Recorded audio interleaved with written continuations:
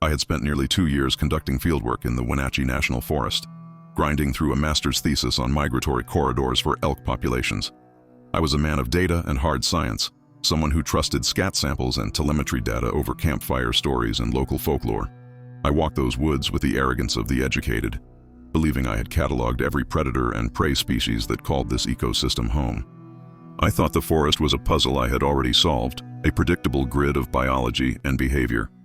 But the woods have a way of humbling you when you stop looking at your clipboard and start looking at the shadows. It was a Tuesday morning in February 2005, the kind of day where the Pacific Northwest mist clings to the trees like wet wool, dampening sound and blurring distances. I was following a minor tributary of the Chihuahua River, checking game cameras I had set up near a salt lick a week prior. The snow was patchy, melting into a slush that made every step loud and treacherous, so I was moving slow, eyes scanning the ground. The air was dead silent, that heavy, expectant quiet that usually means a predator is moving through the area. I adjusted my pack, checked my GPS, and kept walking, blissfully unaware that I was about to walk out of the known world.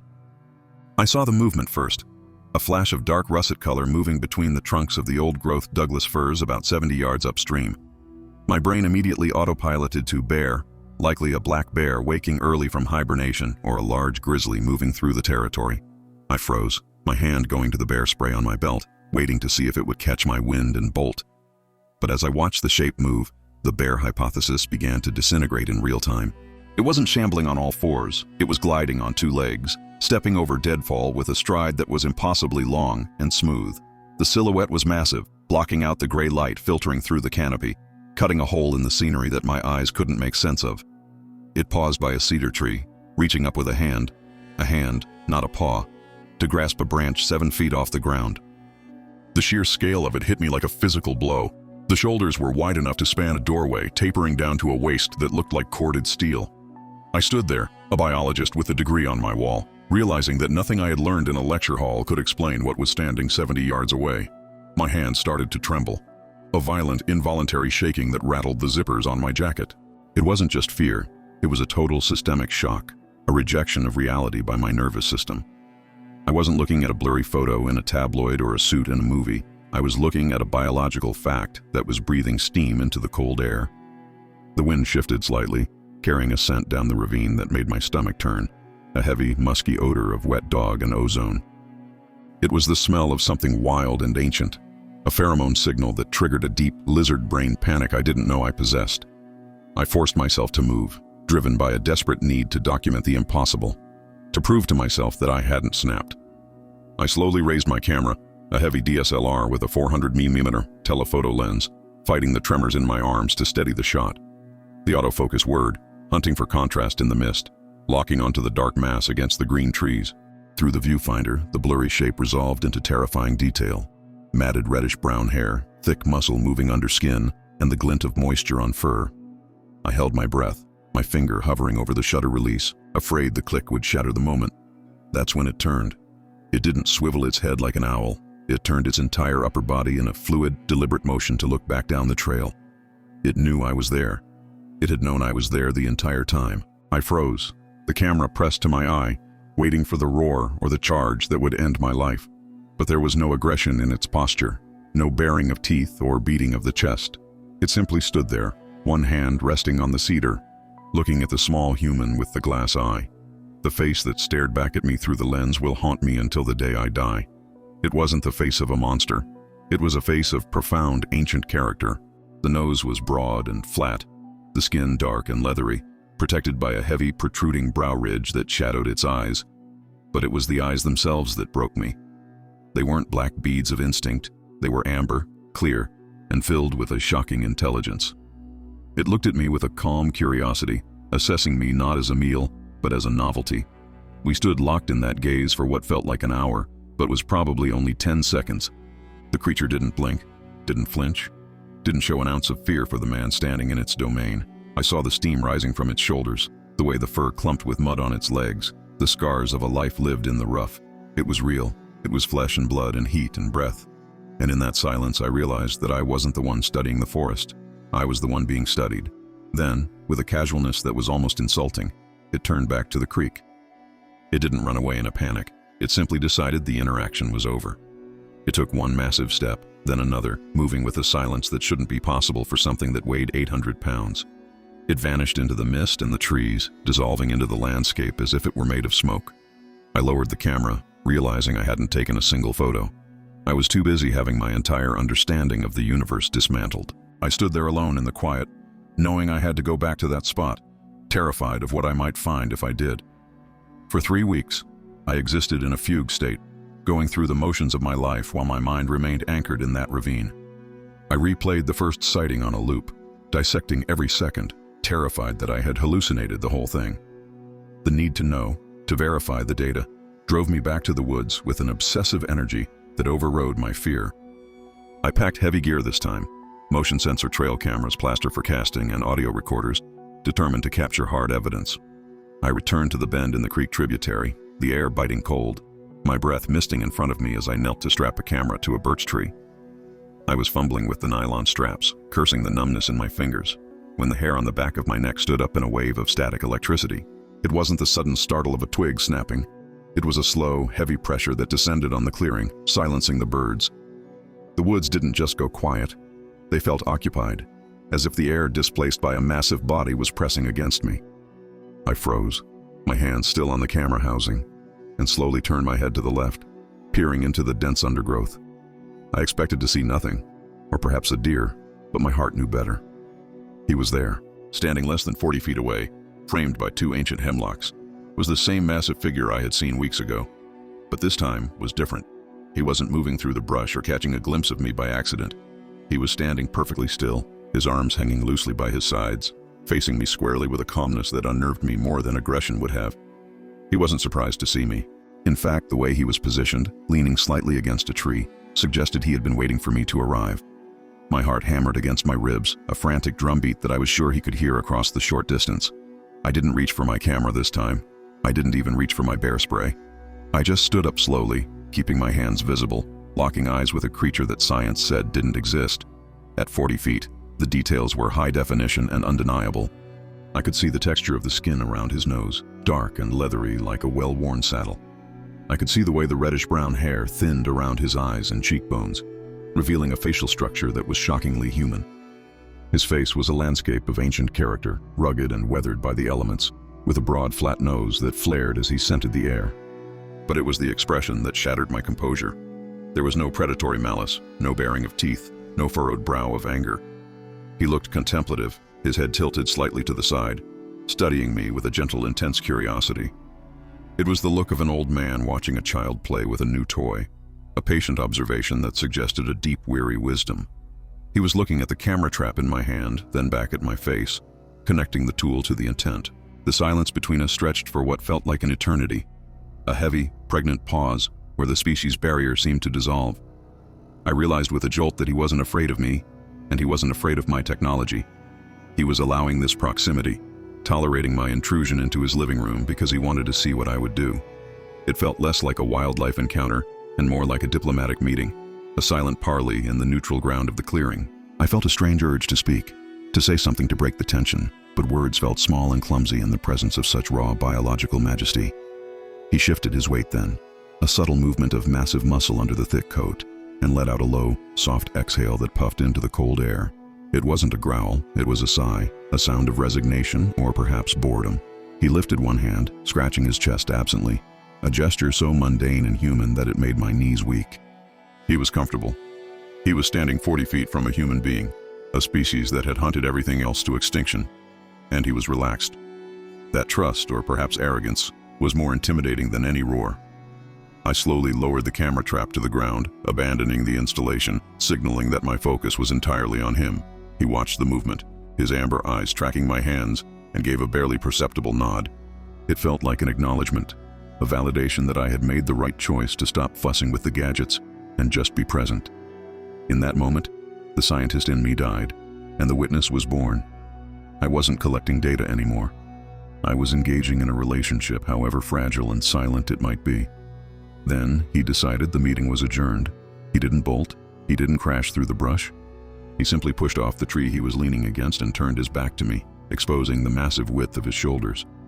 He walked away with a slow, deliberate gait, stepping over a fallen log without breaking stride, heading deeper into the timber.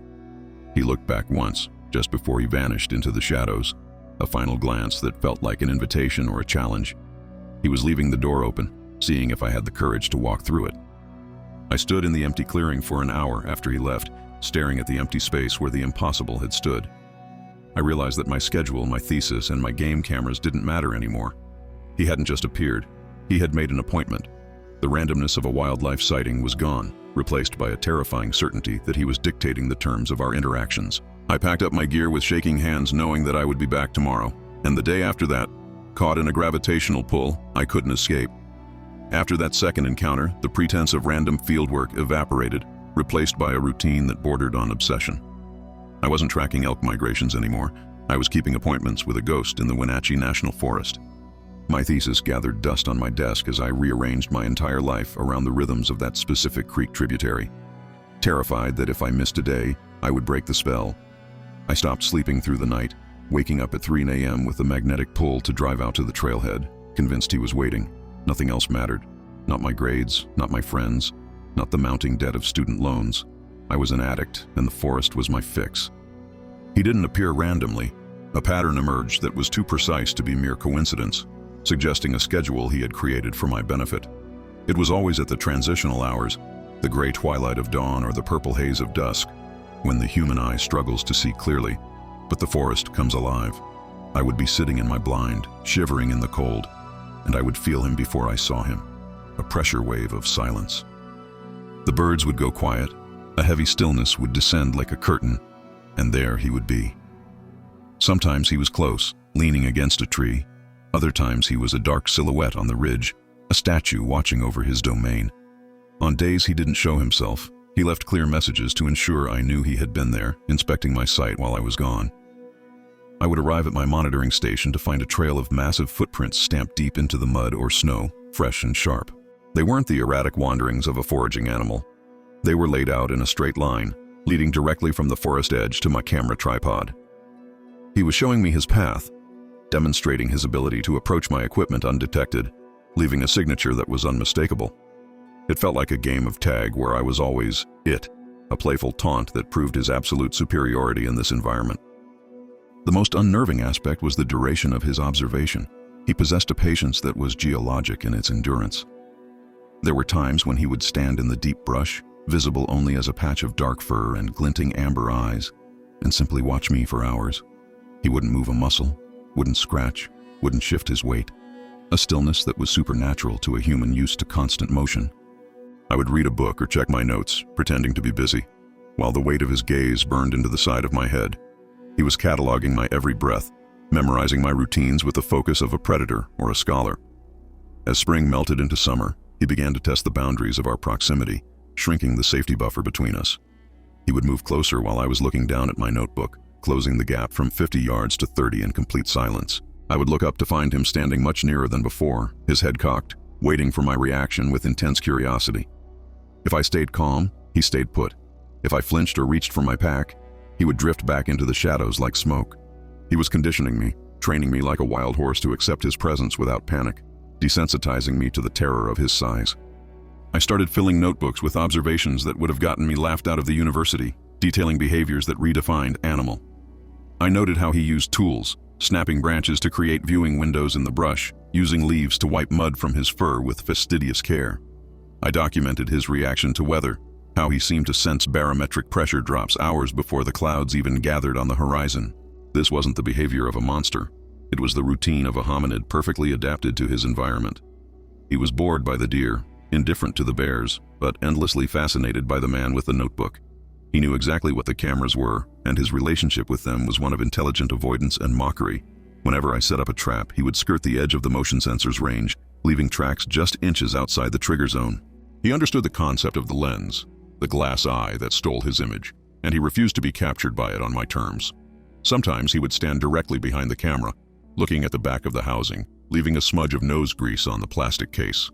He was showing me that he would only be seen when he chose to be seen, not when a machine decided.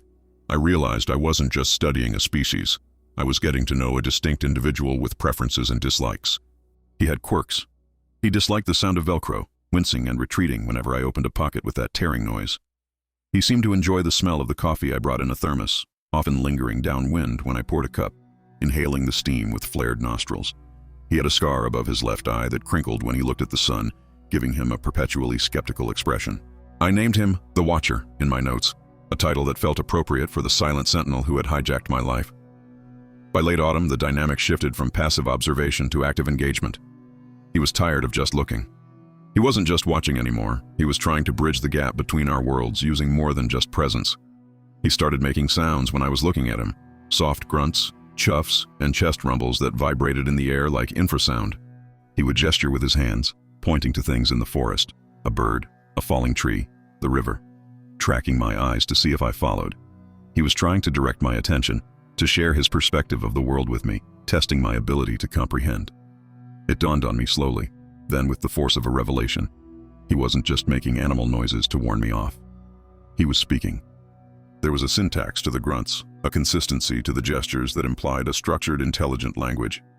He was frustrated by my lack of understanding, repeating motions until I mimicked them back, nodding when I finally got it right. I realized that if I wanted to truly understand him, I had to stop acting like a biologist and start acting like a linguist.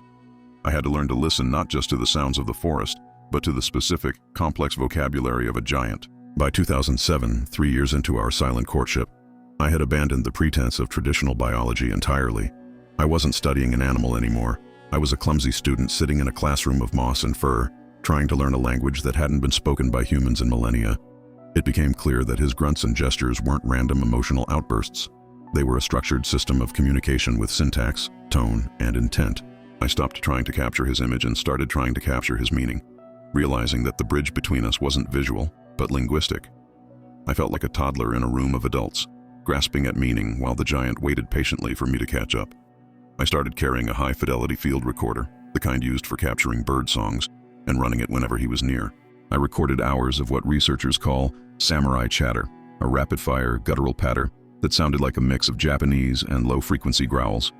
When I slowed the audio down on my computer back at the lab, the complexity was staggering. There were distinct phonemes, recurring syllables that appeared in specific contexts. A sharp cack-cack sound was always used when he was alerting me to something moving in the brush.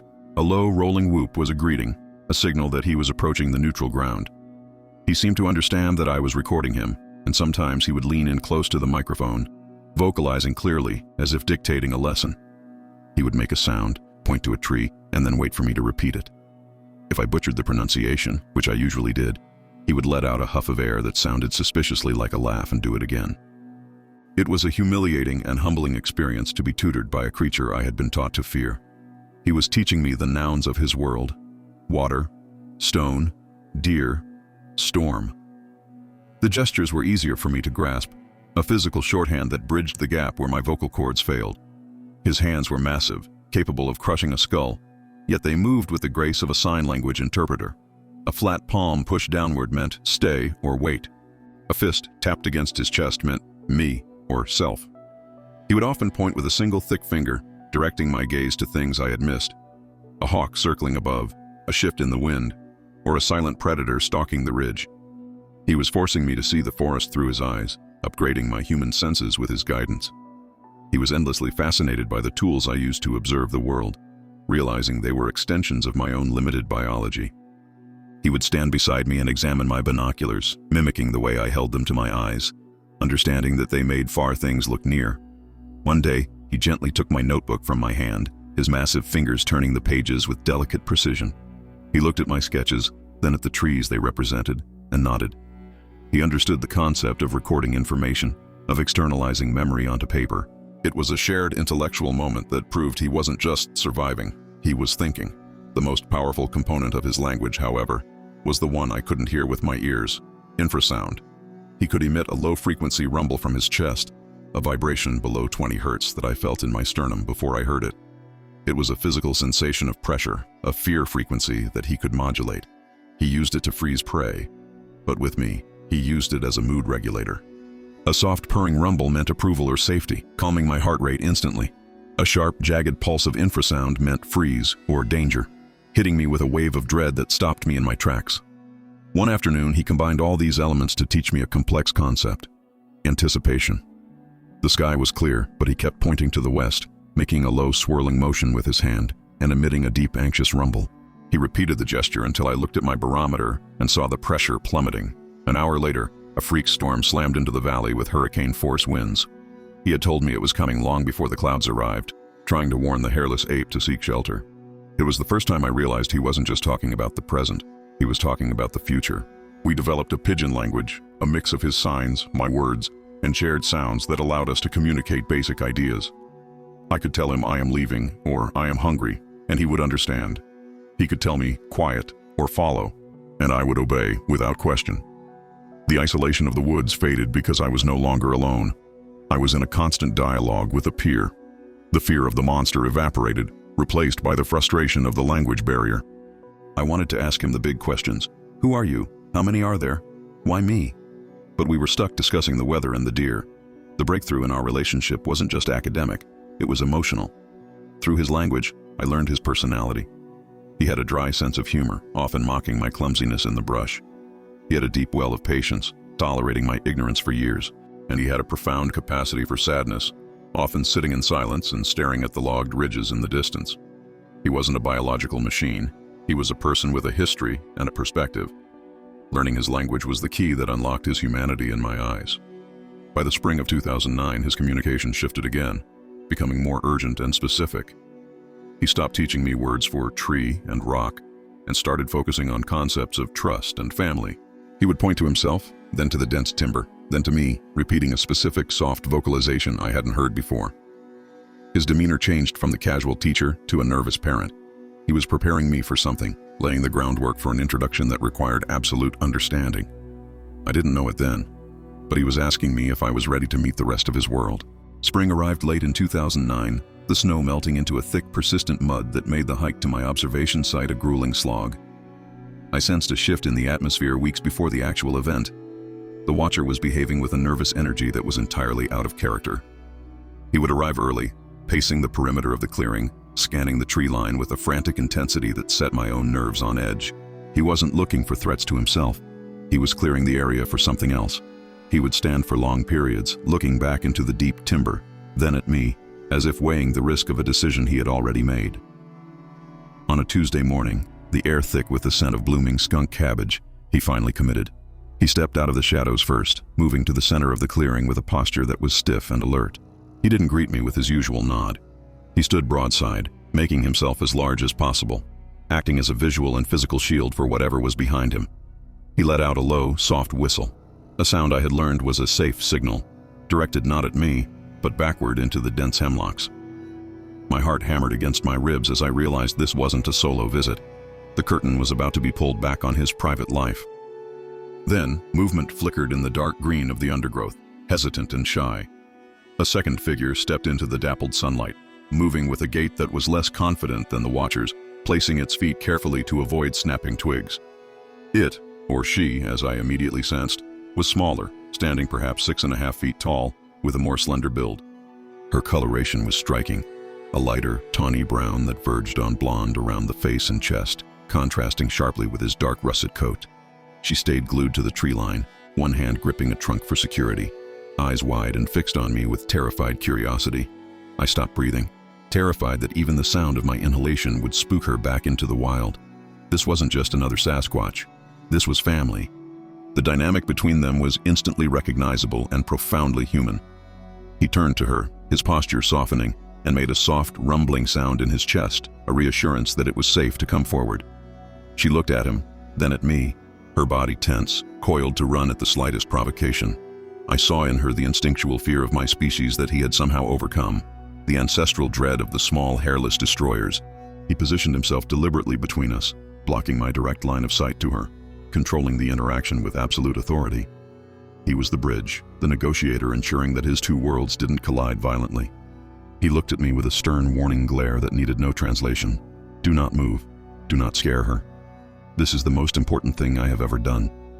I sat frozen on my log, hands open and visible on my knees, projecting as much calm as I could muster, sweating despite the morning chill. She took a few steps forward, drawn by the same curiosity that had likely led him to me years ago. She was looking at my equipment, the tripod, the notebook, the thermos. with a mix of wonder and suspicion. She moved behind him, peeking around his massive arm, using him as a physical barrier while she studied the alien in the clearing. It was a dance of intimacy and protection that made my chest ache. He was exposing his vulnerability to me, trusting that I wouldn't betray the location of his kin. Then, the Watcher did something that shattered the remaining distance between us. He turned to her and touched her shoulder gently, a silent command to stay put. He then turned back to me and began to close the gap, walking straight toward my log with a purpose I hadn't seen before. He didn't stop at his usual 30-foot buffer. He kept coming, his massive form growing larger until he towered over me, blocking out the sun. I looked up into his face, seeing the scars and the gray in his beard, and saw a profound, heavy emotion in his amber eyes. He reached out his right hand, the limb thick as a tree branch, the palm leathery and dark. I thought he wanted something, my notebook, my pen, so I stayed still. But he didn't grab, he waited. He held his hand open, palm up, hovering inches from my chest, an invitation that was unmistakable. Slowly, with my hand shaking violently, I reached out and placed my own hand into his. His fingers curled around mine, not trapping me, but encompassing my hand completely in a warm, rough embrace. The sensation was overwhelming. The heat, the texture of the calloused skin, the sheer dormant power in the muscles wrapping around my fingers. It wasn't a handshake, it was a connection. He held my hand gently, squeezing slightly to test the fragility of my bones, looking deep into my eyes. In that touch, he was telling me that I was no longer an observer. I was accepted. I was trusted with the lives of the ones he loved. Tears pricked my eyes, spilling over before I could stop them, the emotional weight of the moment crushing my scientific detachment into dust. He held me for a long moment, then slowly released my hand, stepping back with a solemn nod. He turned to the female who had watched the entire exchange with unblinking intensity and made a soft, chirping sound. She relaxed, her shoulders dropping, the fear evaporating now that the ritual was complete. They turned together and walked back into the forest, moving side by side, leaving me sitting on the log with my hand still tingling from the phantom heat of his touch. I looked at my own palm, realizing that the lines on my hand had just crossed with a lineage that predated history. In the months following that handshake, the circle of trust expanded slightly to reveal a third member of his small clan. It was late in the summer of 2009 when I first saw the shadow, as I called it, a smaller, frailer individual that moved with a heartbreaking lethargy. It stayed deep in the brush, never coming as close as the female, protected fiercely by the Watcher, who would constantly circle back to check on it. Even from a distance, I could see the dullness of its coat and the hitch in its gait, signs of a creature that was either very old or deeply sick. The Watcher treated this individual with a tenderness that was agonizing to witness, slowing his massive stride to match its faltering pace, often supporting it with a gentle hand on its back. The presence of this third weak member explained so much about the Watcher's previous behavior, the anxiety, the urgency, the need to secure the territory. He wasn't just guarding a home, he was running a hospice in the wild, trying to keep a dying family member safe from the brutality of nature. I watched them forage, seeing him pick the softest berries and the tenderest shoots, offering them to the shadow before he ate anything himself. It was a display of caregiving that stripped away any remaining pretense of them being mere animals. This was love, pure and desperate, fighting against the inevitable. By late 2010, the forest grew ominously quiet. The visits, which had become a staple of my week, stopped abruptly. For a month, the clearing remained empty, the camera traps recording nothing but wind and squirrels. I hiked in every day, sitting on my log, feeling a heavy, oppressive absence in the woods, the kind of silence that follows a funeral. I knew, without needing to see a body, that the struggle was over. The shadow had passed, and the clan had retreated into the deep timber to mourn in a privacy I had no right to invade. When the Watcher finally returned in November, he was a shell of the majestic giant I had come to know. He didn't stride into the clearing.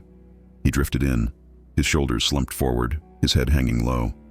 He looked physically diminished, his coat losing its luster, his frame appearing gaunt as if he hadn't eaten in weeks. He didn't check the perimeter or scan for threats. He simply walked to the edge of the clearing and sat down heavily in the mud. He stared at the ground between his feet, his eyes dull and vacant, lost in a landscape of internal pain that I couldn't reach. The dynamic of our time together shifted from education to a shared, silent vigil. He didn't want to teach me words or show me tools. He just wanted not to be alone. He would sit motionless for hours, ignoring the rain or the snow, a statue of grief carved from living rock. I would sit with him, reading a book or just watching the trees, offering the only thing I could, my presence. I realized that grief is a universal constant. a frequency that resonates across every species that has the capacity to love. He was mourning, and the weight of it was crushing him. I stopped bringing my camera and my recorder during this period, feeling that documenting his pain was a violation of our friendship. I brought extra food instead, apples, peanut butter, things I knew he liked, and left them near his spot. He would look at the pile, then at me, with a weary gratitude, but often left half of it untouched. The spark of curiosity that defined him had been extinguished, replaced by a hollow exhaustion. It was terrifying to see an apex predator brought so low, not by a physical wound, but by a broken heart. One gray afternoon, the atmosphere shifted. The watcher stood up from his spot and approached me, not with the fluid grace of before, but with a heavy, purposeful trudge. He closed the distance until he was standing right in front of me, the smell of rain and old sorrow clinging to his fur. He didn't make eye contact immediately. He looked at his own hands, then at mine, as if weighing the significance of the gesture he was about to make. He reached into the pouch-like fold of skin near his chest and pulled something out. His massive fingers curled tight around a small object. He reached out and took my hand, turning it palm up, and placed the object gently onto my skin. It was a tuft of fur, dark, coarse, and matted, bound together at the base with a twist of dried grass. It wasn't shed hair found on a branch. It was a lock that had been deliberately cut or pulled, a memento. It was smaller and softer than his own coat, unmistakably belonging to the frailer third member who was gone. He pressed my fingers closed around it, his hand lingering over my fist, transferring the weight of the memory to me. He looked me in the eye then, and the raw vulnerability in his gaze broke me. He was telling me that they had existed. He was asking me to remember the one who was lost, to carry a piece of their life so that it wouldn't vanish completely from the world. In that moment, he wasn't a monster or a cryptid. He was a grieving father or brother, desperate for someone else to acknowledge the reality of his loss. I nodded, tears freezing on my cheeks, tucking the fur into my breast pocket, closest to my heart. He turned and walked away, his step slightly lighter, as if sharing the burden had relieved a fraction of the weight. I watched him go, realizing that he had taught me more about humanity in that silence than I had learned in a lifetime among people. He showed me that love survives death, and that grief is the price we pay for connection. But as winter faded into spring, I sensed a new tension in him, a shifting of his focus from the internal pain of loss to an external threat that was growing on the horizon, louder and closer every day. The spring of 2012 brought a sound to the valley that was more terrifying than any predator's roar, the distant mechanical whine of chainsaws and the heavy thud of feller bunchers. The noise drifted up from the lower elevation, a constant, grinding vibration that polluted the silence of the high country. I checked the Forest Service maps and saw the permits. A massive section of old-growth timber, just 5 miles from the Watcher's core territory, had been slated for harvest. To the loggers, it was just board feet and profit. To the ecosystem, it was an amputation. I knew immediately that this would destabilize the fragile peace we had established, but I didn't realize how personal the devastation would be. The Watcher's behavior deteriorated rapidly as the machinery moved closer. He arrived at our meeting spot pacing like a caged tiger, his eyes wide and rimmed with white, his breathing shallow and fast. He would stop and listen to the distant crash of falling timber, his hands clenching and unclenching at his sides, helpless against a threat he couldn't fight physically. He looked at me not with the usual warmth, but with a confused betrayal, pointing toward the noise and then at me, as if asking why my kind was screaming so loudly and destroying the world. It was the first time I felt ashamed of my species in his presence. One gray morning, he didn't wait for me to settle in. He grabbed my jacket sleeve and tugged hard, pulling me toward the south ridge. He didn't use the gentle gestures of the past. This was a command. He moved fast, ignoring his usual stealth, crashing through the brush with a reckless urgency that told me the situation was critical. I struggled to keep up, my lungs burning, scrambling over deadfall as we moved toward the boundary line where the National Forest met private timberland. The smell of sap and diesel fuel grew stronger with every mile, a chemical stink that overpowered the scent of the pine. We crested the final ridge and the forest simply ended. It was a jarring, violent transition from the cool, shadowed cathedral of the trees to a landscape of blinding gray light and mud. The clear-cut stretched for acres, a graveyard of stumps and slash piles that looked like a bomb had gone off. The ground, once carpeted in ferns and moss, was churned into a slurry of deep tire tracks by the heavy machinery.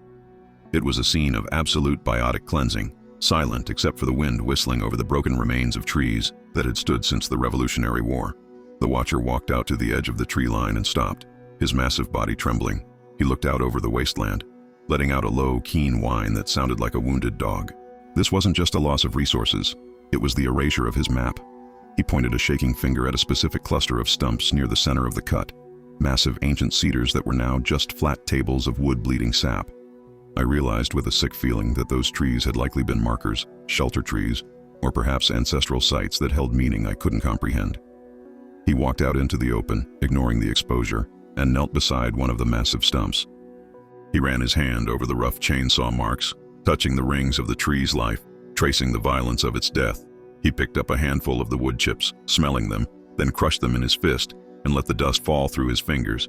It was a gesture of mourning so profound it felt religious, a recognition that the ancient giants were gone and wouldn't return in his lifetime, or mine. He turned to look at me, standing amidst the wreckage, and the expression on his face broke my heart.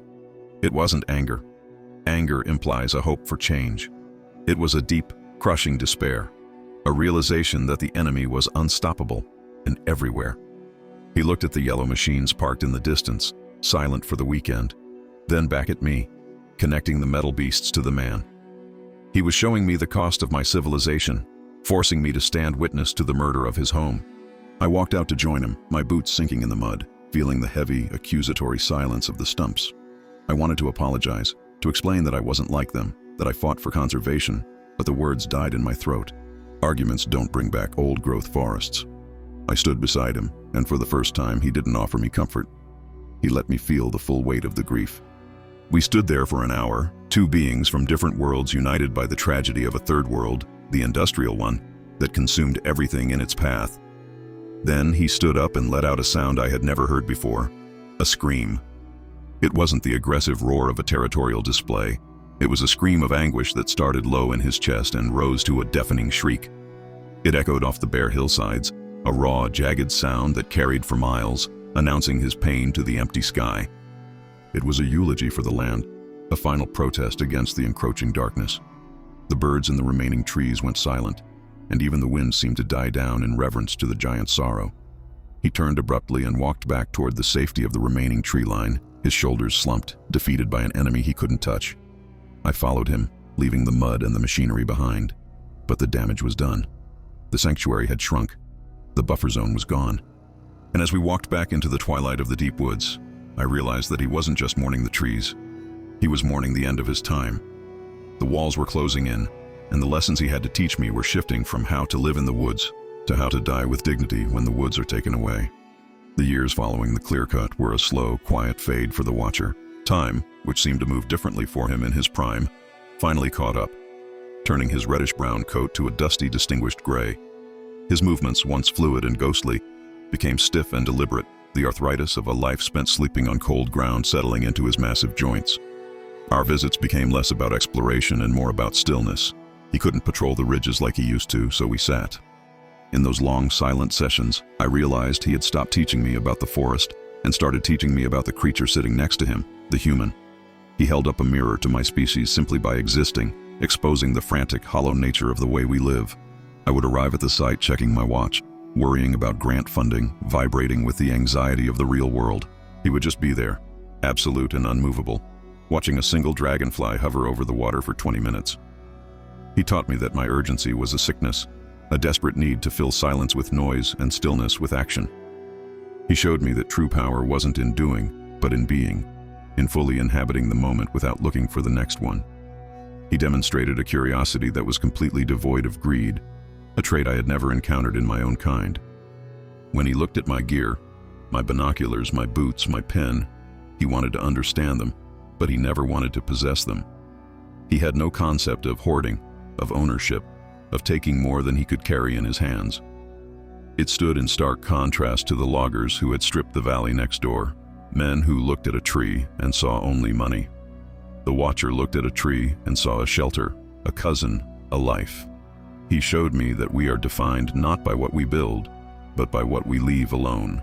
His capacity for forgiveness was a lesson that shamed me repeatedly. Over the years, I made mistakes. I brought loud equipment. I accidentally led a hiker too close to his zone. I smelled of chemical bug spray that made him sneeze. Yet, he never held a grudge. He would look at me with a mild annoyance, then let it go instantly, returning to the baseline of trust. He lived in a state of grace that humans struggle to achieve in a lifetime of therapy. He understood that I was a flawed, clumsy animal, and he loved me anyway. The climax of our time together came on a crisp morning in late autumn, when the frost was heavy on the ferns and the air tasted like iron. The watcher was waiting for me, but he wasn't sitting. He was standing by the creek, leaning heavily against a birch tree. He looked frail, his breathing audible from 20 feet away, a wet rattle that signaled his lungs were failing. He waved me over, not with a command, but with a gentle, beckoning curl of his fingers. He wanted to walk, but he needed me to know that it would be a slow journey. We walked to the edge of the water, a spot where the sunrise hits the rapids and turns the spray into gold dust. It took us 20 minutes to cover a distance he used to sprint in seconds. He sat down on a large, flat rock, groaning as his hips settled, and patted the space beside him. I sat down, shoulder to shoulder with a legend, feeling the warmth of his body fading against the chill of the morning. We watched the sun crest the ridge, illuminating the scars of the clear cut in the distance. But he didn't look at the destruction this time. He looked at the light. He turned his massive head toward me, his amber eyes clouded with cataracts but still burning with that fierce, ancient intelligence. He reached out with both hands this time, not just one, and took my right hand. He cupped it between his massive palms, enveloping my skin in the rough, warm leather of his grip. It wasn't a handshake, it was a vessel. He was holding my hand like it was a fragile bird, pouring every ounce of his remaining focus into the connection. In that touch, I felt the final lesson transfer from his spirit to mine, a wordless sermon on connection. He was telling me that despite our biological differences, despite the wars my kind waged on his, we were the same matter. He showed me that the barrier between us was a lie we told ourselves to justify the cages and the chainsaws. He held my hand with the tenderness that no human had ever offered me, a pure, undiluted acknowledgement of my existence. I wept, the tears hot on my cold cheeks, realizing that the monster was the most humane being I had ever met.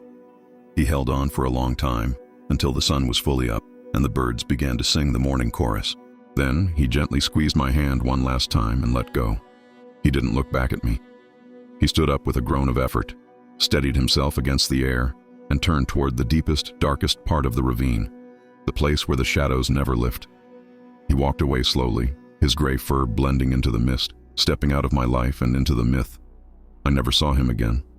I go back to the creek sometimes, sitting on that flat rock, but the woods feel empty now, stripped of their soul. But I carry the lesson.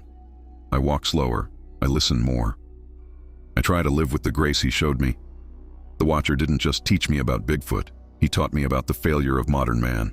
He showed me that we have gained the world but lost our place in it, while he, with nothing but his fur and his family, possessed everything that matters. I look at my hand sometimes, and I can still feel the phantom warmth of his grip, a reminder that for a brief moment in time, the gap was closed.